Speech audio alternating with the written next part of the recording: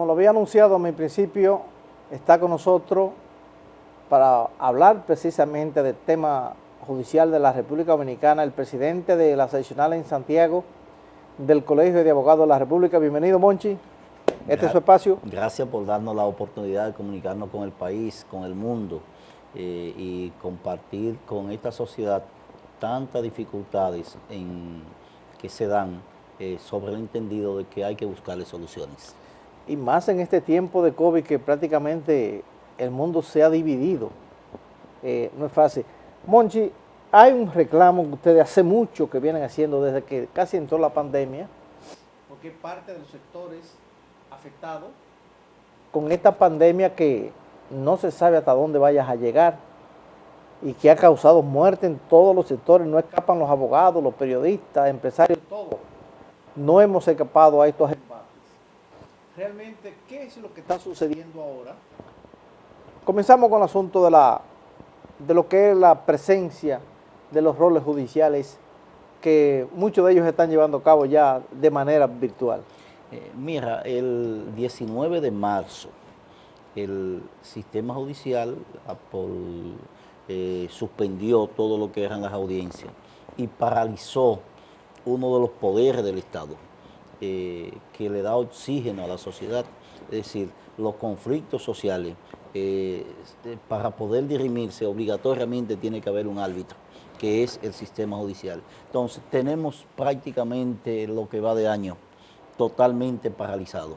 El Consejo del Poder Judicial aprovechó la pandemia para cambiar el modelo de ejercicio de derecho que existe en el mundo, no que existe en República Dominicana, en casi todos los países del mundo donde han querido hacer audiencias virtuales, audiencias en la cual la persona, el abogado, no pueda presentar la prueba de manera inmediata al juez, no la pueda verificar, palpar, se ha declarado inconstitucional ese asunto. En todos los países donde se ha querido hacer este tipo de audiencia, porque si bien es cierto que para algunas cosas y sobre todo para la parte administrativa, algunos asuntos administrativos, la tecnología ayuda bastante porque no es igual solicitar una fijación de audiencia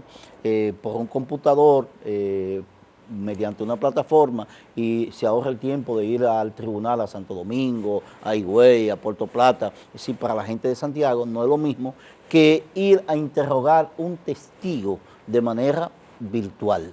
Es decir, no es posible porque el juez no puede medir, no puede tener el control de la audiencia para determinar si esa persona está siendo asesorada o está siendo estimulada por otro para que diga lo que tiene, si no tiene la capacidad del juez de ver el entorno donde esa persona, el entorno total, donde esa persona está declarando, pero más aún, cuando se presentan documentos que tienen que ver con firma, que tienen que ver con, es preciso que las partes lo puedan verificar de manera directa y todavía, aunque existe una ley de firma digital, la población de abogados y la población común no conoce eso. Entonces, introducir estos cambios obligatoriamente tenía que ser modificando la Constitución de la República y modificando la ley, porque el derecho, sobre todo el derecho penal, es un derecho presencial. Sin la presencia del imputado, por ejemplo, no hay audiencia. Entonces ahí te dice que es presencial, si no te dice que es virtual, porque un imputado no puede conocer una audiencia estando en Estocolmo, por ejemplo, o está en Suecia, o no lo puede hacer desde Atenas, o no lo puede hacer desde Nueva York, tiene que hacerlo desde el país. El juez no determina por el asunto virtual dónde está la persona, pero más que eso, el juez tiene el control de la audiencia. Es un delito de audiencia. ¿Cómo el juez puede aprender la persona de inmediato, como lo dice la ley, estando de manera virtual? Eso, y que lo puede hacer un testigo, lo puede hacer el abogado, es decir, puede ser juzgado por delito de audiencia. Pero más que eso, hay una situación que se ha creado en el sentido de que de marzo hacia acá no se celebran audiencias de fondo. de ningún caso, de ningún caso. Han querido presentar el caso, por ejemplo, de Odebrecht como asunto presencial, pero no se ha desarrollado. Es decir, no se ha desarrollado ningún caso de manera presencial en todo este tiempo, y lo que se conocen son medidas de coerción y revisiones de medidas de coerción en el aspecto penal, que hacen la medida de coerción es lo que determina si una persona cumple la fase investigativa en prisión o en otra medida. Eso ha llenado la capacidad del sistema penitenciario de la República Dominicana, lo ha sobrepasado. Y nosotros tenemos brotes de coronavirus, de COVID en distintas cárceles. Hoy escuchaba que más de 180 internos de Higüey. Y en San Pedro, sí. Creo que entonces, eso no es posible. Personas que están detenidas y hago hincapié en los preventivos que tienen desde el año pasado, que no pueden ver sus familiares. Es decir, entonces, no es un problema solo de los abogados. De los abogados es drástico, porque los abogados lo han excluido de ser un sector profesional que la gente aspiraba a que sus hijos sean abogados, que era una parte de la movilidad económica del país. Muchos abogados han pasado a ser sectores excluidos, marginados, porque no fueron tomados en cuenta por los programas sociales del gobierno, porque no tienen audiencia, porque no, independientemente de que hay que entender que la situación obliga a un protocolo sanitario, sí. Pero el protocolo sanitario no puede ser bajo un sistema en el cual se degrade la dignidad humana, y la justicia viene haciendo un oxígeno para que la sociedad pueda transitar en armonía. ¿Esto no podía congestionar mucho más las cárceles en el país? Porque si hay muchos presos preventivos, esto quiere decir que está congestionado todo el sistema en este caso. Desbordó la situación carcelaria del país, y el gobierno va a tener, ya no por una decisión judicial, va a tener que tomar medidas, sobre todo con los presos preventivos. Es decir, tiene que buscar la forma de descongestionar. Antes estaba, y sobre todo después de que existe el juez de la ejecución era el que tomaba decisiones para, vamos a decir, buscar que la persona pueda cumplir mediante condiciones su pena en la casa o en algún... Pero ahora va a tener que hacerlo el Estado, y lo estoy anunciando, porque esto va a provocar una situación que nosotros como dirigentes gremiales, dirigentes sociales, miembros del Colegio de Abogados hemos pedido. Si no se le busca una solución, entonces va a haber una implosión social de esas personas que son familias de los detenidos. Es decir, y va a haber problemas en la cárcel. Entonces la Procuraduría General de la República, el Consejo del Poder Judicial, el Estado Dominicano tiene que buscar solución, porque no es un almacén de personas, no puede haber un almacén donde tú tires a una persona sin saber ni cuándo le va a conocer una vista, cuándo le va a conocer una audiencia. No es verdad que los palacios de justicia están abiertos. Es decir, eso no es verdad. Usted va a toda la sala de audiencia y no están conociendo audiencia. Solamente se está conociendo audiencia para conocer la aprehensión, conocer la prisión preventiva de la persona. Y eso indudablemente que hace que el sistema penitenciario cada día esté más abrumado de personas. En base a eso, nosotros estamos reclamando por salud del país, no por beneficio propio, no por beneficio propio, porque un abogado que tenga la posibilidad de tener un computador, de tener un Wi-Fi permanente, es decir, internet permanente, puede conocerle de su casa, pero eso le crea un daño a la sociedad irreparable. Entonces, por el bien de la sociedad, nosotros estamos pidiendo, estamos exigiendo, primero, que se abran de una vez las audiencias presenciales, que los imputados sepan cuándo le toca su audiencia. Es decir, lo peor es que no hay audiencia fija. Que no hay audiencia fija. Es decir, tú estás tirado en una cárcel del país o un centro de rehabilitación y tú no sabes qué día te toca a ti conocer tu caso. Y tienes 9 meses en eso que tú no sabes, porque todas las audiencias que estaban fijadas desde marzo hasta julio quedaron sin fecha y están sin fecha. Es decir, entonces ese es un problema serio. Y el otro problema es el problema de los abogados que no tienen ingresos. Porque si tú no puedes moverme mi expediente, si tú no puedes fijarme audiencia, si yo no te puedo ver porque no está permitido las visitas a la cárcel, no existen visitas a la cárcel. La familia ni los abogados pueden ver los presos. Durante este tiempo. Durante todo este tiempo. Entonces, es un problema mayúsculo que ha creado el Consejo del Poder Judicial y su presidente. Por eso nosotros estamos reclamando que sea interpelado, que el Senado de la República le pida que rinda cuenta sobre este problema que le ha creado a la sociedad, al Estado. Es decir, la sociedad se compone de distintos poderes y cuando uno fracasa, fracasan otros.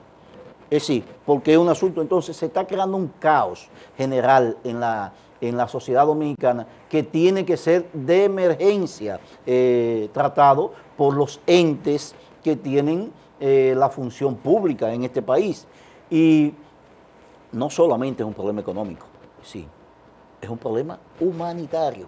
Es decir, humanitario, como a una persona que está guardando prisión por un hecho en que la condena es de un día a un año y ya tiene 9 meses sin conocer de su situación. Y hay muchísimos casos como eso, como una persona que su condena es de 6 meses a 2 años, tiene prácticamente un año sin conocer si es inocente o culpable. ¿Quién le va a reparar esa situación? Porque no es culpa del querellante, porque el querellante se querelló para que la justicia sea rápida, sea eficiente. Entonces es un problema del Estado que no ha resuelto eso. Y no puede dejársele al capricho de un presidente de la Suprema Corte de Justicia, en función de presidente del Consejo del Poder Judicial, que entienda que estamos en tiempo de la era digital y que todo el mundo tiene la capacidad para laborar de manera telemática, es decir, el teletrabajo. Eso no es posible. Para poder, primero, que el teletrabajo en este país es menos del 1% de la población. Y segundo, que para implementar un servicio que es general para toda la población, el Estado debe garantizar entonces internet gratuito para toda la población. Internet gratuito y continuo. Que es el caso ahora de la educación virtual. Entonces para toda la población, sí, para toda la población. Entonces, está el Estado dominicano en la capacidad de garantizar el internet gratuito a toda la población. Lo está haciendo. Entonces, porque toda la población tiene derecho a acceso a la justicia. Entonces, una persona que no puede comprar un celular que vale 30,000 pesos, o que no califica para un crédito para que se lo den a una compañía, y que aparte de eso tiene que tener cobertura de internet 24 horas. Y energía eléctrica. Y energía eléctrica. No es posible. No es posible pretender que porque la parte de la población más adinerada tiene la posibilidad, usted un servicio, un derecho que es para todos, usted lo tome como parámetro el que más puede. Es decir, en los servicios que son, y los derechos que son para toda la población, hay que pensar en el que menos tiene. Entonces, aquella persona que no tuvo acceso a la educación, que es analfabeto, tiene derecho al acceso a la justicia. Tiene derecho a acceso a la justicia. Entonces usted no le puede pedir a esa persona que lo haga de manera virtual. No puede pedírselo. Es decir, hay que buscar los protocolos sanitarios, pero hay que conocer las audiencias en las cuales la totalidad de la población tenga acceso a la justicia. Ese es un problema. Otro gran problema que tiene la justicia dominicana hoy es las incertidumbres del Ministerio Público. Es decir, de la permanencia o no del Ministerio Público. Porque antes de ponerse en práctica la ley del Estatuto del Ministerio Público, los fiscales eran nombrados por el presidente de la República mediante decreto. Entonces, ahora hay una presión social de la persona que ganó el Poder Ejecutivo, que ayudaron a ganar el Poder Ejecutivo, que quieren ser fiscales, que quieren ser esto. Entonces, independientemente la ley dice que es de carrera y que es de promoción, pero existe esa presión social que no se sabe porque no se han pronunciado respecto a eso. Es decir, nosotros necesitamos, los abogados, los actores del sistema judicial, necesitamos saber del Poder Ejecutivo si va a respetar el ordenamiento que hay o va a ser algo, es decir, porque esos fiscales están nombrados de carrera. Entonces, hay una presión de abogados que dice que hay que quitarlo. Entonces, necesita un pronunciamiento para tener estabilidad en el sistema. Estabilidad en el sistema. Lo otro es la investigación. ¿Cómo es posible que nosotros tengamos al día de hoy un sistema judicial que todavía, ya con casi 15 años de haberse implementado, que le quitó el poder de investigación a la Policía Nacional, el Ministerio Público, lo que se haya sido absorbido por la Policía Nacional? ¿Quiénes investigan aquí? Quienes dirigen la investigación a la policía. La policía. La policía, no es el ministerio. Los fiscales que mandan a la policía son cooptados en términos de la práctica por la Policía Nacional y actúan muchas veces como policía. Es decir, no son ellos los jefes de investigación, los jefes de la investigación es la Policía Nacional. Y eso dice mucho de lo que fue la aprobación del Código Procesal Penal. Nosotros necesitamos un sistema judicial integral en el cual se cumpla la ley. Monchi, pero entonces no tienes razón de ser de que un fiscal adjunto esté en la policía. Lo primero es que la función para la cual fue destinada no la cumplen. Es decir, aquí desde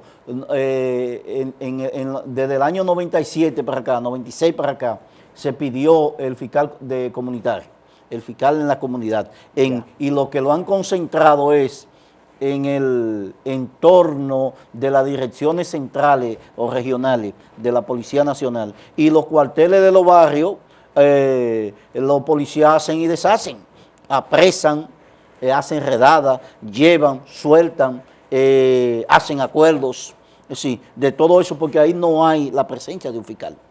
No hay, todo se concentra, y hablo por Santiago, en la dirección regional Cibao Central de la Policía. Todos se concentran ahí. ¿Cuál es el fiscal que está en el cuartel de Cienfuegos? O el que está en el cuartel de Ejido, o el que está en Marri López, o el que está en Pekín, o el que está en Licey al Medio, el fiscal del cuartel, del cuartel policial, que va a vigilar que a la persona le lean su derecho cuando lo llevan, que va a vigilar que no haya tortura física ni psicológica, que vigile que se le respetan sus derechos. Es decir, ¿cuál es? No se ha llegado a eso. Eso se quiso implementar en principio, pero la policía pudo más que el Ministerio Público. Y el Ministerio Público lo que hizo fue que actúa bajo la dirección de hecho de la Policía Nacional. Y nosotros, claro está, necesitamos una Policía Nacional eficiente. Para eso hay que tener una policía bien remunerada. El presidente lo ha planteado. Vamos a esperar 500 millones de... que eso se habla de 500 dólares. Que eso se cumpla. Nosotros somos de opinión que los salarios mínimos de un país tienen que ser acorde con lo que es la canasta familiar. Es decir, no puede, por justicia, no puede existir un salario que sea menos que la canasta familiar. Y en este país es menor mucho, es el 50% de la canasta básica. Es decir, que ni siquiera la canasta básica. Yo me pregunto cómo un policía puede pagar una casa, puede enviar a sus hijos a la escuela, puede mantener una familia, puede tener derecho al ocio con los salarios que tiene. Entonces, pero cuando lo buscamos los trabajadores de zona franca, ¿cómo puede? Entonces, el salario, la necesidad de un salario acorde con la canasta familiar es una demanda. Si la canasta familiar está en los 500 dólares, en los $500 debe estar el salario mínimo, no solamente de policía, sino de todos los trabajadores. Y en la policía debe ser mucho mayor, porque el riesgo que toma una persona para combatir la delincuencia, sobre todo la delincuencia organizada, porque hay pequeñas... Ratero, lo que llaman ratería. Que a final de cuentas, el daño que provocan, aunque puede ser inmenso para una persona, no está planificado y no son estructuras. Otro problema, Luis Manuel, que tiene la República Dominicana es el combate al crimen organizado. Y ese combate al crimen organizado, yo pienso que es fundamental que desde el Ministerio Público, desde la misma sociedad, desde el Estado, se hagan normas que permitan que cuando una persona es parte de una institución llamada perseguir el crimen, esa persona sea un elemento y sea parte de una mafia criminal, de una organización criminal, esa persona se le aumente la pena.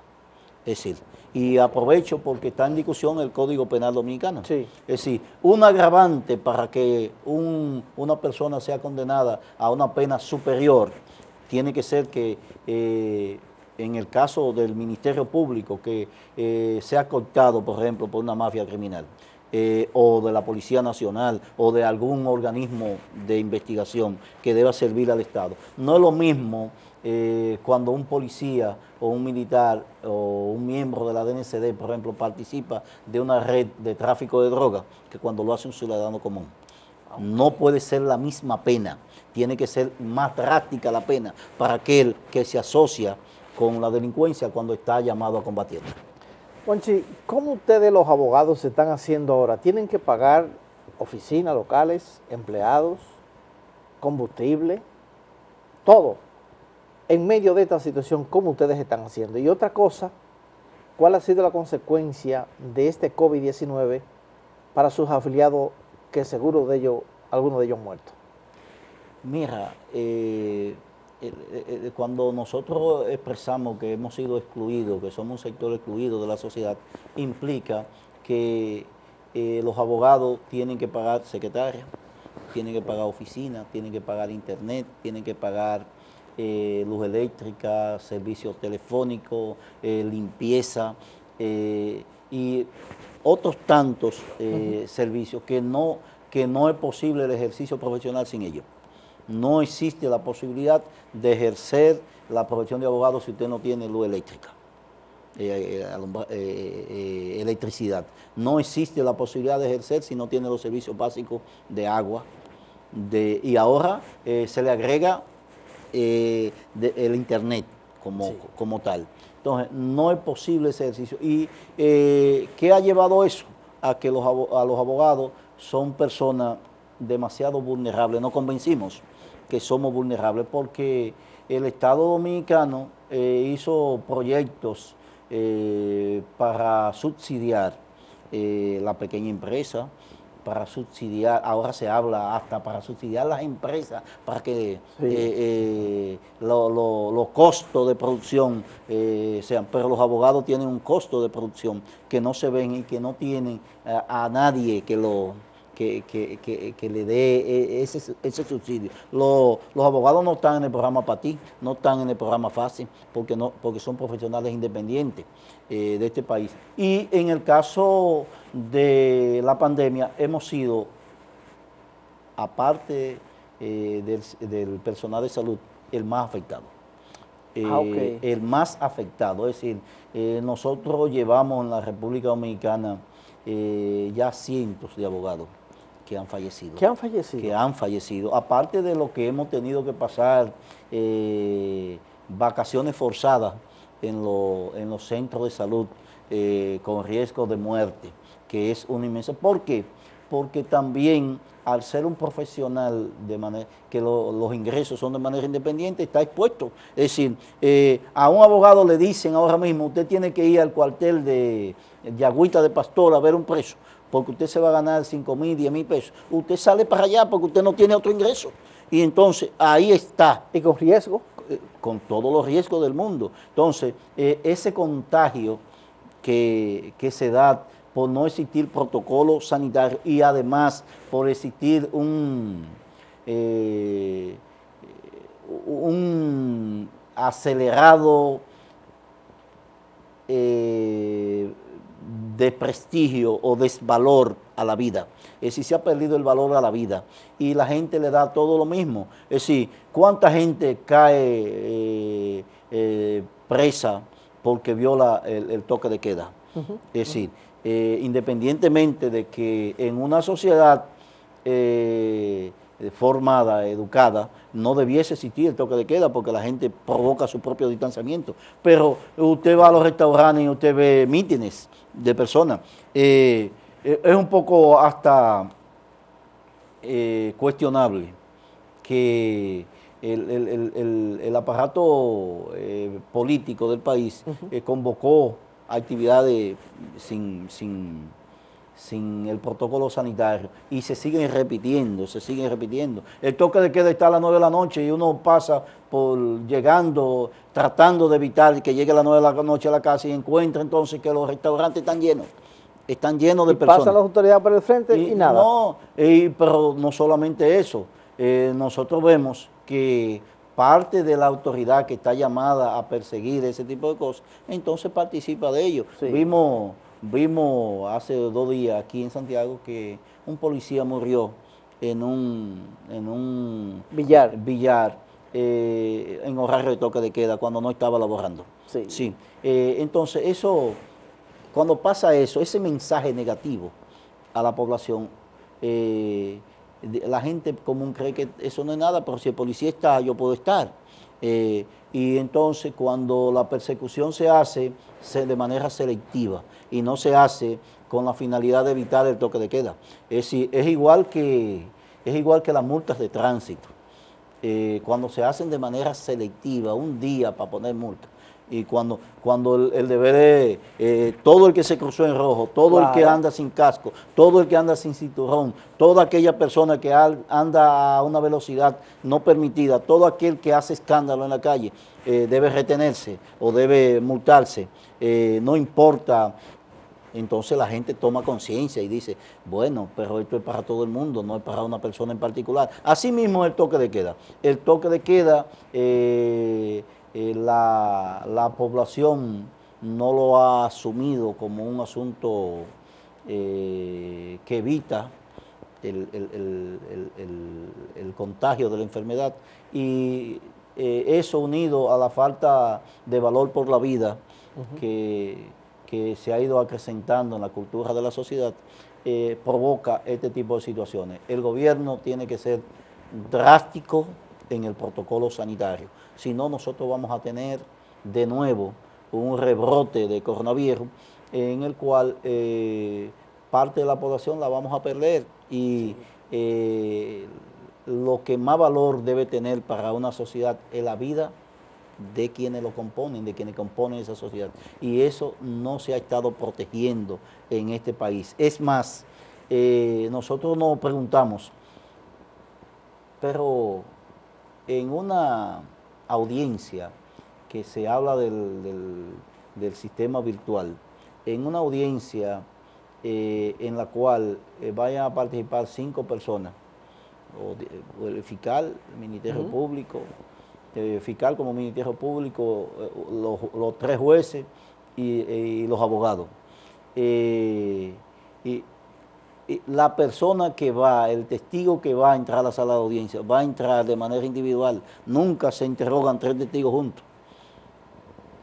Es decir, entonces, hay un protocolo que hay que hacer y que nosotros tenemos la obligación de cumplir, pero necesitamos que ese protocolo preserve derechos sustanciales, fundamentales que tiene la gente, que es la publicidad, que el derecho a conocer quién te acusa, el derecho a conocer quién te juzga. Sí, yo debo como imputado, como persona, conocer quién es que me está juzgando, verlo, palparlo. Yo debo saber cuáles son las pruebas que tienen y verla en términos vamos a decir, presencial, palpable en la mano. Si a mí me dicen, usted está acusado de arma de fuego, a mí hay que presentarme el arma de fuego. Claro. Pero no presentármela por una pantalla de televisión, porque yo he visto muchas por la pantalla de televisión y no he tenido una en la mano, de esa que presentan por la pantalla de televisión. Es decir, nosotros necesitamos una justicia que la población pueda acceder a ella y al gobierno dominicano, al Estado dominicano, le conviene resolver el problema judicial, porque ese es un oxígeno para evitar otras confrontaciones. Yo creo que el gobierno tiene la posibilidad de evitar confrontaciones sociales.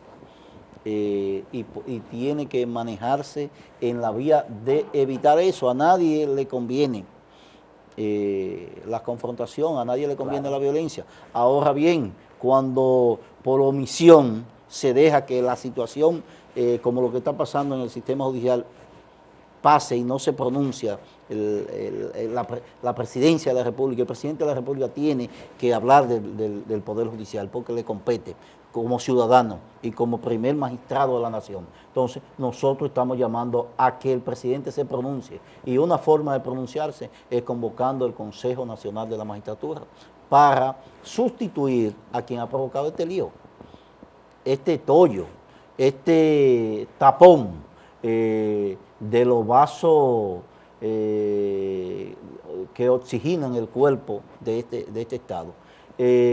Yo soy de lo que he dicho. Al gobierno de Luis Abinader le conviene perseguir la corrupción, perseguir la impunidad. Le conviene, es decir, es un oxígeno social que le va a evitar grandes confrontaciones sociales. La gente quiere ver lo que se robaron, el dinero del pueblo, lo quiere ver preso y quiere que le devuelvan los recursos del Estado. Entonces, lo primero que tiene que hacer el Estado es tratar de recuperar, hacer todos los esfuerzos por recuperar lo que se han robado. Y para eso tiene que tener una justicia funcional. Estamos conversando en este día con el licenciado Monchi Estrella, el presidente del Colegio de Abogados de la República Dominicana, aquí en su seccional Santiago. Ya volvemos.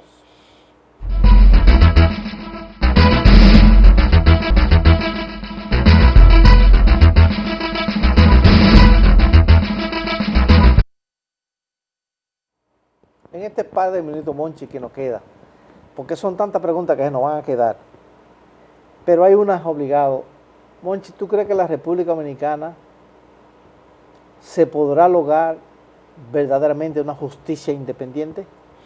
Mira, el problema de la justicia independiente es un asunto de responsabilidad política, de voluntad política. Yo, en lo particular, pienso que el entramado de la justicia no depende de una sola persona ni de dos.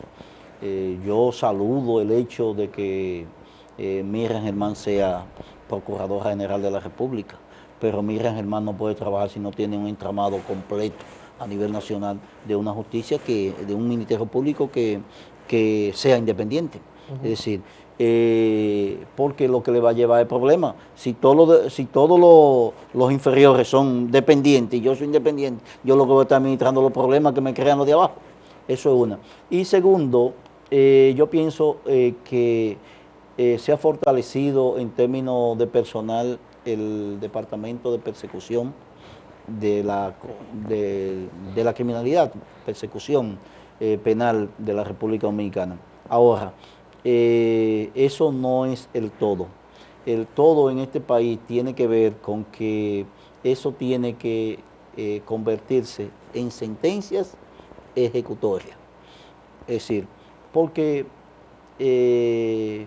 con los problemas de corrupción, los problemas de criminalidad, y cuando hablo de criminalidad lo desligo un poco de la corrupción, aunque son parte de la criminalidad, tiene que ver con que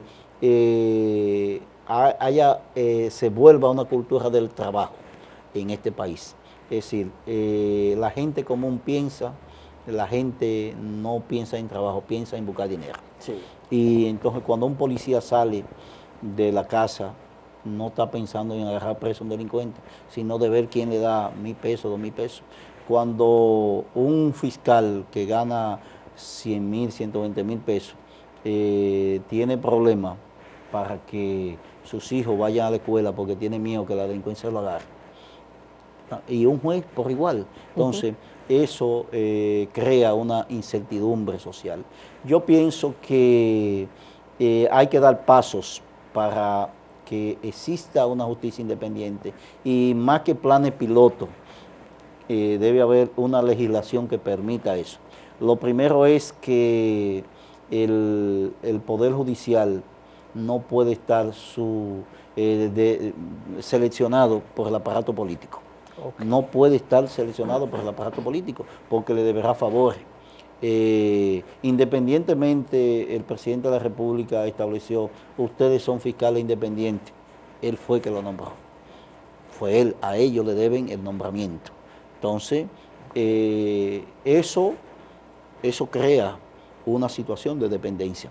Y la otra situación de dependencia que se crea es que no existe autonomía financiera, porque aunque la ley lo expresa, los recursos que le dan al sistema de justicia son inferiores a lo que dice la ley. Entonces, debe respetarse la ley del Ministerio Público, que plantea un porcentaje, y debe respetarse la ley del Poder Judicial. También el Estado Dominicano debe entender, y nosotros como ciudadanos debemos entender otra cosa.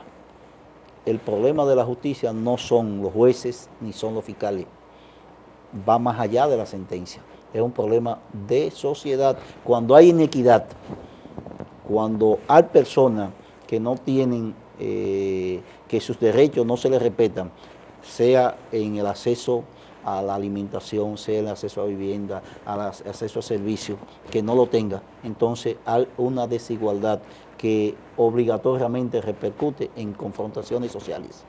Y nosotros necesitamos recuperar una cultura que permita que la gente piense que el desarrollo individual se logra con el trabajo, cuestión que en la cultura dominicana ha ido disminuyendo, en el sentido de que la misma clase política le ha mandado como mensaje que para poder tener dinero hay que ser funcionario público, y eso no es posible. Bueno, Monchi, se nos terminó el tiempo. Siempre estamos a tu disposición y te agradecemos que hayas aceptado nuestra invitación en el día de hoy por los tantos problemas que ustedes están confrontando en este tiempo. Así que te agradezco mucho de que nos hayas acompañado. Gracias, hermano, y gracias a las personas que nos ven en este programa. Muchos éxitos. Amables televidentes, el licenciado Monchi Estrella, presidente del Colegio Dominicano de Abogados, de aquí de Santiago, hoy nos ha acompañado en el día de hoy.